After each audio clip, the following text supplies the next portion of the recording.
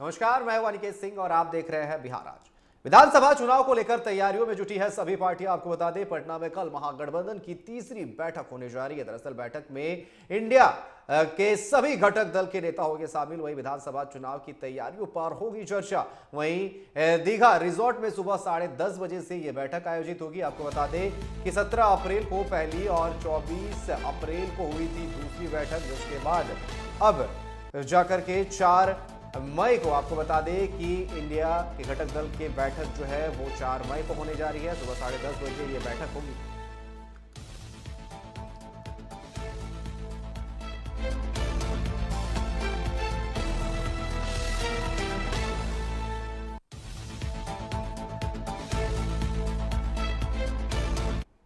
पटना में अति पिछड़ा जगाओ रैली को संबोधित करते हुए तेजस्वी यादव ने केंद्र और राज्य सरकार पर जमकर निशाना साधा और उन्हें घेरा। उन्होंने कहा कि हमें एक मौका दीजिए, वहीं लंपट का इल्जाम होगा, वहीं अपराध और भ्रष्टाचार करने वाला जेल जाएगा। मुख्यमंत्री नीतीश कुमार के नेतृत्व वाली एनडीए सरकार पर आरोप लगाते हुए उन्होंने कहा कि बिहार में भ्रष्टाचार चरम पर है। कार्यक्रम का नाम ही अति पिछड़ा जगाओ। हम ये कहना चाहते हैं, ये कार्यक्रम का नाम अति पिछड़ा जगाओ रैली रखा गया। इसका मूल मकसद ये है कि मौजूदा सरकार जो 20 साल से जो चल रही है, अब समय आ गया कि उसको बदलना है, अब परिवर्तन लाना है, अब नया सरकार बनाना है जो तेजी से अति पिछड़े समाज का विकास कर सके, उनको मान सम्मान दे सके, उनके कंधे से कंधे चल करके उनके साथ न्याय कर सके। बिहार सरकार में उद्योग विभाग द्वारा संचालित बिहार लघु उद्यमी योजना के तहत छपरा जिले से चयनित लाभार्थियों को जिला उद्योग केंद्र और छपरा में 6 दिवसीय उद्यमिता विकास का प्रशिक्षण 26 अप्रैल से 3 मई तक आयोजित किया जाएगा। वहीं मौके पर उद्योग विभाग के महाप्रबंधक कुमारी ज्योति मुख्य रूप से मौजूद रही। वहीं प्रशिक्षण सुरेंद्र प्रसाद व अजित आनंद ने कहा कि बिहार लघु उद्यमी योजना के अंतर्गत छपरा जिले के चयनित 1523 लाभुकों को 50-50 के बीच में प्रशिक्षण दिया जा रहा है। वहीं प्रशिक्षण के बाद उद्यम स्थापित कर स्वरोजगार करने के लिए अधिकतम 2-2 लाख रुपए की राशि 3 किस्तों में लाभुकों को के खाते में दी जाएगी।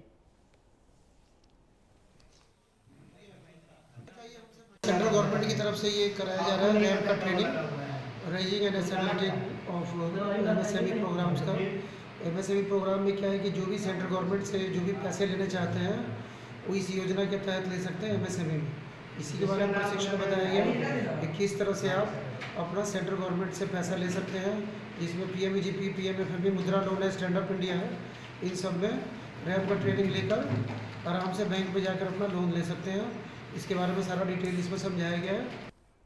औरंगाबाद जिले के दानी बिघा स्थित जिला अतिथि गृह में एनडीए नेताओं ने संयुक्त रूप से प्रेस वार्ता का आयोजन किया। सभी लोगों ने प्रधानमंत्री नरेंद्र मोदी की ओर से जातिगत जनगणना करवाने के निर्णय को ऐतिहासिक बताया। जदयू प्रदेश प्रवक्ता डॉक्टर अनुप्रिया पटेल ने कहा कि 140 करोड़ देशवासियों के समग्र हित में प्रधानमंत्री नरेंद्र मोदी के नेतृत्व में जातिगत जनगणना कराने का निर्णय अभूतपूर्व और सौभाग्य योग्य है।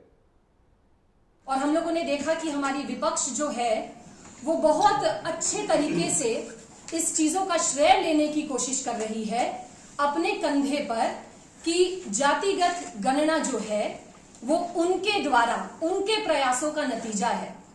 तो हम सब आपके माध्यम से ये बताना चाहेंगे कि इस जातिगत गणना की जब बात हुई थी तो ये तो 1990 से ही हमारे माननीय मुख्यमंत्री नीतीश कुमार जी ने उस समय सदन में उठाने का काम किया था।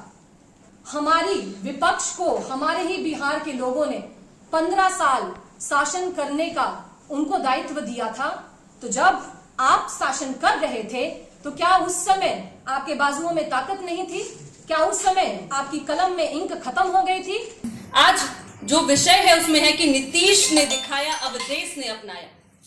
जिस तरह से माननीय मुख्यमंत्री जी ने अपनी इच्छा शक्ति पे बिहार में अपनी आर्थिक बल पे जिस तरह से बिहार में जाति आधारित गणना कराई, आज उसी मॉडल को फॉलो करते हुए हमारे आदरणीय प्रधानमंत्री मोदी जी ने, जो कि सभी की मांग थी, हमारे नेता ने जो कार्य किया जिसपे आरक्षण की सीमाएं बढ़ाई, उसको आदरणीय प्रधानमंत्री मोदी जी ने आज पूरे देश में उन्होंने हमें आश्वासन दिया है कि यह जाति आधारित गणना कराएंगे, क्योंकि हमें लगता है कि जिसकी जितनी आबादी है उसकी उतनी हिस्सेदारी की बात होनी चाहिए। छोटी छोटी पार्टियों के खिलाफ में लगाने का काम किया था, न जात पर न पात पर मुहर लगेगी हाथ पर। यह क्या दर्शाता था? आपने 1900 आजादी के बाद 1951 से लेकर के 2011 तक 2010 में भी जब डॉक्टर मनमोहन सिंह दिवंगत डॉक्टर मनमोहन सिंह देश के प्रधानमंत्री थे, तो उनके गृह मंत्री पी चिदम्बरम ने आरक्षण का विरोध किया था, जातीय जनगणना का विरोध करने का काम किया था। इसलिए मित्रों, जातीय जनगणना पर और आरक्षण पर कांग्रेस और इंडी गठबंधन को बोलने का कोई अधिकार नहीं है। वे बिहार की जनता, देश की जनता को केवल भ्रम में डालने का काम कर रहे हैं, लेकिन बिहार की जनता भली भांति है, जानती है कि हमारा सच्चा हितैषी कौन है, हमें कौन आरक्षण दे सकता है, हमें कौन विकास दे सकता है। जातीय जनगणना को लेकर पक्ष विपक्ष के बीच क्रेडिट लेने की होड़ मची हुई है। इसे लेकर मंत्री अशोक चौधरी ने राहुल गांधी और तेजस्वी यादव पर सवाल करते हुए कहा कि कांग्रेस शासित राज्य में क्या उन्होंने जातिगत जनगणना कराया है। साथ ही कहा कि राहुल गांधी और तेजस्वी यादव न 3 में न ही 13 में है। ये लोग सिर्फ मुंह से बोलने वाले नेता हैं। आज तक राहुल गांधी ने किसी भी अपने राज्य में, जो कांग्रेस शासित राज्य है, वहाँ जातीय गणना कराया? नीतीश कुमार के पास तो इतना मादा था कि 2 बार प्रधानमंत्री से मिले और अपने राज्य के गरीब राज्य होने के बाद भी अपने गरीब राज्य में जातीय गणना कराया। राहुल गांधी तो हमेशा कहते रहे कि यहाँ का जो जातीय गणना है वो फॉल्स है, गड़बड़ियाँ हुई है उसमें। ये तो बातें तेजस्वी जी और ये दोनों कहते रहे। अब जब भारत सरकार ने उसको अडॉप्ट कर लिया है नीतीश जी के आग्रह पर या नीतीश जी के रिक्वेस्ट पर, तब अब ये लोग कह रहे हैं हमारे दबाव में कर दिया। आप तो न 3 में है न 13 में है। जब नीतीश जी गए थे मिलने के लिए प्रधानमंत्री जी से, तो ये क्या थे? हमारे साथ सरकार में थे। ये तो सर्वदलीय बैठक में आए क्योंकि इशू ही इतना बड़ा है। जातिगत जनगणना के बाद आरक्षण की बात, तेजस्वी यादव ने आरक्षण के दायरे को बढ़ाने के मुद्दे को उठाया। एनडीए इसको लेकर जहां अपनी पीठ थपथपा रहा है, वहीं महागठबंधन की तरफ से आरजेडी और कांग्रेस इसे अपनी पुरानी लड़ाई बताकर जीत मिलने की बात कह रहे हैं। आरजेडी लगातार जातिगत जनगणना को अपना मुद्दा बताती रही है, वहीं अब इस पर केंद्र से मंजूरी के बाद तेजस्वी यादव ने कहना शुरू कर दिया है कि उनके पिता लालू प्रसाद यादव और आरजेडी की लंबी लड़ाई का परिणाम है कि केंद्र सरकार ने उनकी मांग को मान लिया है। वहीं अब तेजस्वी यादव ने फिर से एक ट्वीट किया जिसमें उन्होंने प्राइवेट से लेकर कई क्षेत्रों में आरक्षण के मुद्दे को गरमा दिया है। फिलहाल इस क्रेडिट कार्ड की होड़ पर बनी एक रिपोर्ट देखिए। कभी ताड़ी सम्मेलन, कभी तेली सम्मेलन और आज पिछड़ा सम्मेलन, ये सारे सम्मेलन ने एक बात तो साफ कर दिया है कि ओबीसी और ईबीसी वोटर्स जो हमेशा से नीतीश कुमार और बीजेपी के पाले में माने जाते हैं, उनको तेजस्वी यादव गोलबंद करके बिहार फतह के प्लान को अमली जमा पहनाने में लग गए हैं। जब जातिगत जनगणना का ऐलान किया गया तो तेजस्वी ने पटाखे फोड़े और इस मुद्दे को हड़पने की दौड़ में जोरदार तरीके से दौड़े। आज तेजस्वी यादव ने पिछड़ा जगाओ, तेजस्वी को मुख्यमंत्री बनाओ रैली में भाग लिया। इसमें तेजस्वी यादव ने पिछड़ा समाज के मुद्दों को भुनाने पर पूरा जोर दिया। हालांकि बीजेपी इसको लेकर जबरदस्त तरीके से तेजस्वी पर हमलावर नजर आ रही है। बीजेपी ने तेजस्वी पर हमला करते हुए कहा कि आरजेडी ने अति पिछड़ों का हक छीना है। नेता प्रतिपक्ष श्री तेजस्वी यादव जी, अति पिछड़ा सम्मेलन करने से, रैली करने से अति पिछड़ों का वोट नहीं मिलता है। अति पिछड़ों को सम्मान देना पड़ता है, उसको हक हकूक देना पड़ता है। और आपने अति पिछड़ों का हक हकूक छीन करके लालू परिवार में बांटने का काम किया है। पिछड़ों का ना आप राष्ट्रीय अध्यक्ष बनाए, ना अध्यक्ष बनाए, ना नेता प्रतिपक्ष बनाए। राजनीति से इतर राजनीति विश्लेषकों का मानना है कि तेजस्वी यादव का यह कदम एक सोची समझी रणनीति का हिस्सा है। वे जानते हैं कि यदि उन्हें सत्ता में वापसी करनी है तो उन्हें एनडीए के वोट बैंक में सेंधमारी करनी ही होगी। पिछड़ा और अति पिछड़ा समुदाय बिहार की राजनीति में महत्वपूर्ण भूमिका निभाते हैं और तेजस्वी यादव उन्हें अपने पक्ष में करके चुनावी गणित को पलटने की कोशिश कर रहे हैं। तेजस्वी यादव इन समुदाय के सामने अपनी पार्टी की नीतियों और योजनाओं को रखेंगे। वे उनकी समस्याओं को उजागर करेंगे और उन्हें यह विश्वास दिलाने की कोशिश करेंगे कि राजद ही उनकी असली हितैषी है। तेजस्वी यादव की इस रणनीति से एनडीए की मुश्किलें बढ़ सकती है। यदि वे अति पिछड़ा वोट बैंक को अपने पक्ष में करने में सफल होते हैं तो ये एनडीए के लिए मजबूत चुनौती साबित हो जाएगी और हो सकता है कि तेजस्वी बिहार की सत्ता में लालू यादव के बाद एक बार फिर से वापसी कर ले। Bureau report, TV 45। अति पिछड़ा जगाओ, तेजस्वी सरकार बनाओ रैली का आयोजन पटना के मिलर हाई स्कूल ग्राउंड में आयोजित किया गया, जिसका विधिवत उद्घाटन नेता प्रतिपक्ष तेजस्वी यादव के द्वारा दीप प्रज्वलित कर किया गया। इस मौके पर मंच पर नेता प्रतिपक्ष तेजस्वी यादव के साथ पूर्व मंत्री एवं लालू के बड़े लाल तेज प्रताप यादव, बीमा भारती मौजूद रहे।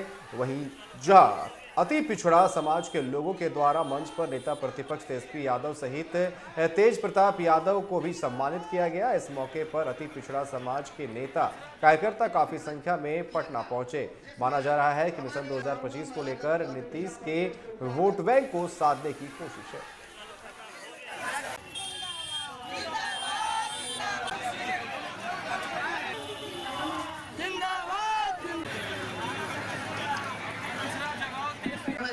किया था जिसमें मधेपुरा में वक्फ संशोधन बिल के खिलाफ धरना प्रदर्शन का दौरान स्टेज जो है वो टूट गया। इसमें सदर विधायक प्रोफेसर चंद्रशेखर, सीपीआई नेता प्रमोद प्रभाकर समेत कई लोग घायल हो गए, जिसे सदर अस्पताल में भर्ती कराया गया है। बताया गया कि झिटकिया से मधेपुरा तक पैदल मार्च निकाला गया और कला भवन परिसर में एक दिवसीय धरना प्रदर्शन का भी आयोजन किया गया। इस दौरान मंच पर लोगों की काफी भीड़ होने के कारण अचानक मंच टूट कर गिर गया।